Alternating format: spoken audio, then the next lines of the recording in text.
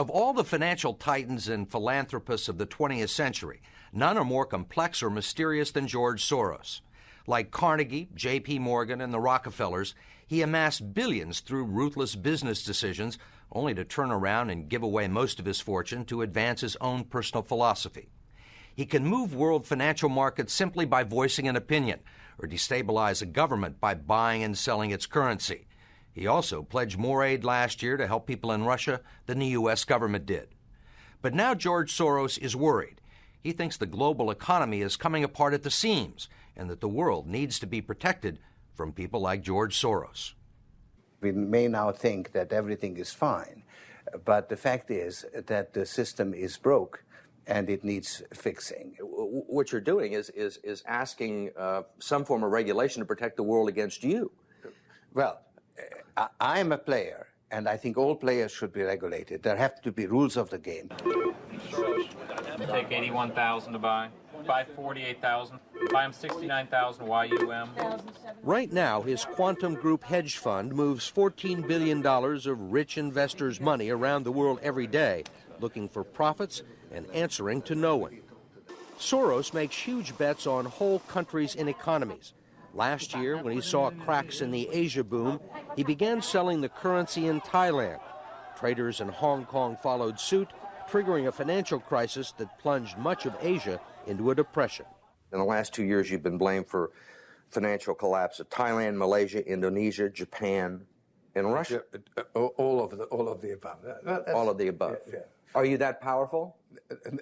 No, I think there's a great misunderstanding. The Prime Minister of Malaysia said that the region spent 40 years trying to build up its economy, and along comes a moron like Soros with a lot of money, and it's all over. He called you a criminal.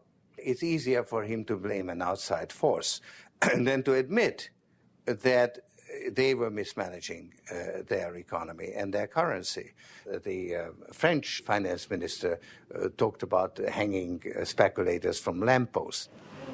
Soros says the Asian currencies would have collapsed even if he hadn't been in the market.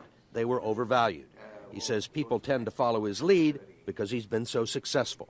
I think that I've been blamed for everything. I am basically there to make money. I cannot and do not look at the social consequences of what I do. This man is a carnivore of the first order. Jim Grant is the editor of Grant's Interest Rate Observer and one of Wall Street's most respected analysts. He never tires of watching Soros, in part because of the huge bets he's willing to place on his hunches. He has always amazed the people he's worked with at his audacity and his willingness to back up his commitments with enormous sums of money. It causes the blood to drain from ordinary mortals' faces. Like risking $2 billion in Russia. When the Russian market began falling apart in August, Soros was the country's single largest investor. He called the U.S. Treasury and asked Uncle Sam for $7 billion to prop up the ruble. When U.S. officials failed to intervene, Soros wrote a letter to the Financial Times of London saying he thought the Russian currency should be devalued by as much as 25%. A few words from Soros were enough to cause panic selling that fueled the crash.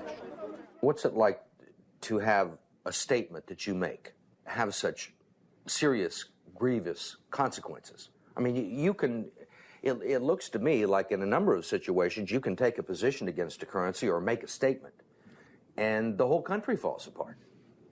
Well, it's a tremendous sense of responsibility, actually.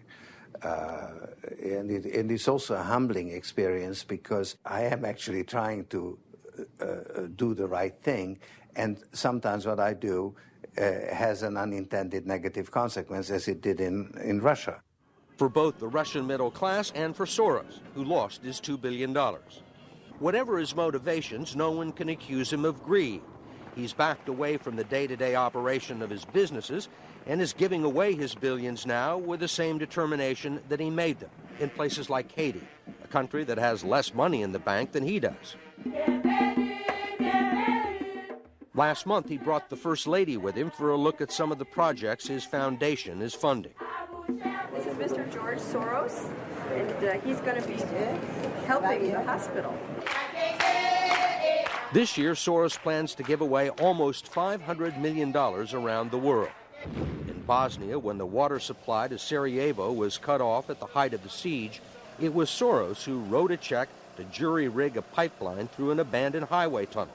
$5 million up front can be more valuable than $50 million a year or two later. Ambassador Richard Holbrooke brokered the peace in Bosnia. At one point, after the Dayton peace agreements in Bosnia in 1995, for a considerable period of time, George had given more money to implement the peace agreements than the U.S. government had. He just could move that fast. In Russia, he pledged $100 million to help scientists who might otherwise have sold their expertise to bidders like Iran or Iraq. In Eastern Europe, he's educated a new generation. And in Ukraine, he spent millions retraining the old Soviet military. At the center of George Soros, there's an inherent contradiction. Which is, on one hand, you're the capitalist who does not care about the social consequences of his act, and on the other hand, you are a philanthropist who cares only about social consequences. How do you resolve the two?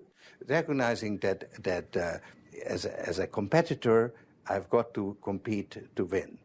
As a human being, I am concerned about the society in which I live.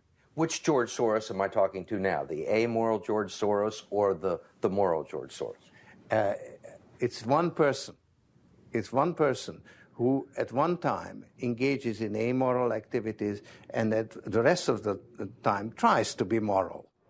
To understand the complexities and contradictions in his personality, you have to go back to the very beginning, to Budapest, where George Soros was born 68 years ago to parents who were wealthy, well-educated, and Jewish. When the Nazis occupied Budapest in 1944, George Soros' father was a successful lawyer. He lived on an island in the Danube and liked to commute to work in a rowboat. But knowing there were problems ahead for the Jews, he decided to split his family up. He bought them forged papers, and he bribed a government official to take 14-year-old George Soros in and swear that he was his Christian godson. But survival carried a heavy price tag. While hundreds of thousands of Hungarian Jews were being shipped off to the death camps, George Soros accompanied his phony godfather on his appointed rounds, confiscating property from the Jews. These are pictures from 1944 of what happened to George Soros's friends and neighbors. You're a Hungarian Jew who escaped the Holocaust by posing as a Christian. Right. And you watched lots of people get shipped off to the death camps. Right. I was 14 years old. And I would say that that's when my character was made. In what way? That one should think ahead, one should understand and anticipate events, and one is threatened. It was a tremendous threat of evil. I mean, it was a very personal experience of evil. My understanding is that you went out with this protector of yours who swore that you were his adopted godson. Yes. Went out, in fact, and helped in the confiscation of property from the Jews. That's right. Yes. I mean, that sounds like an experience that would send lots of people to the psychiatric couch for many, many years. Was it difficult? Not at all. Not at all. Maybe as a child you don't see the connection, but it created no problem at all. No feeling of guilt. No. For example, that I'm Jewish, and here I am watching these people go. I could just as easily be there. I should be there. None of that. Well, of course, I could be on the other side, or I could be the one from whom the thing is being taken away. But there was no sense that I shouldn't be there, because that was, well, actually, funny way, it's just like in markets, that if I weren't there, of course I wasn't doing it, but somebody else would be taking it away anyhow. And it was whether I was there or not, I was only a spectator, the property was being taken away. So I had no role in taking away that property. So I had no sense of guilt. Are you religious? No. Do you believe in God? No. Soros told us he believes God was created by man, not the other way around, which may be why he thinks he can smooth out the world's imperfections. When we went with him to Ukraine, he was treated like a visiting head of state and was received by the president. Then he was received by the prime minister and finally the central bank. 20% in cash. They even allowed him to look at the books and asked him for advice. Lots of people want George Soros' advice. Most recently, South African President Nelson Mandela. Actually, President Mandela asked me, how could South Africa protect itself against speculators like you? And I told him, I wrote him a memo, trying to give him the best advice I could, how to reduce the exposure of South Africa to speculative attack.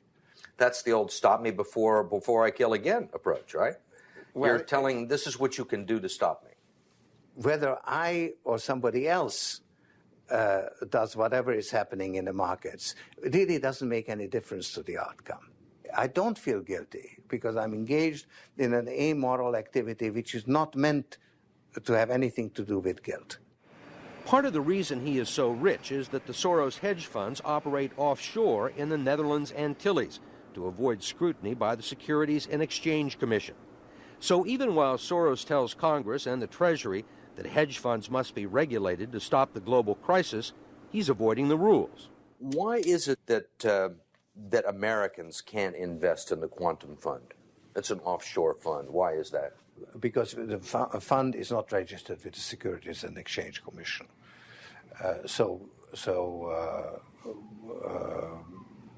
We are not licensed to do business in the United States. That's right. Because? Because we are not registered with the Securities and Exchange Commission. Because we find it more convenient to operate without it. So in some ways it's to escape regulation. Yeah, that's right. But you've been sitting here talking about the need for regulation. Yes, and whatever regulations are imposed, we will obey. We already conform to everything. If the beneficiaries of Soros's billions do not understand the intricacies of SEC rules and offshore hedge funds, they do understand what he's done for them. The president of Haiti is reading his new book, The Crisis of Global Capitalism, and so is President Clinton. Will all the attention spoil George Soros? George Soros, in a way, is Donald Trump without the humility. One of your money manager told us that George really does think he's a god. I mean, if you think that you're God and you go into financial markets, you're bound to come out broke. So the fact that I'm not broke shows that I don't believe that I'm God.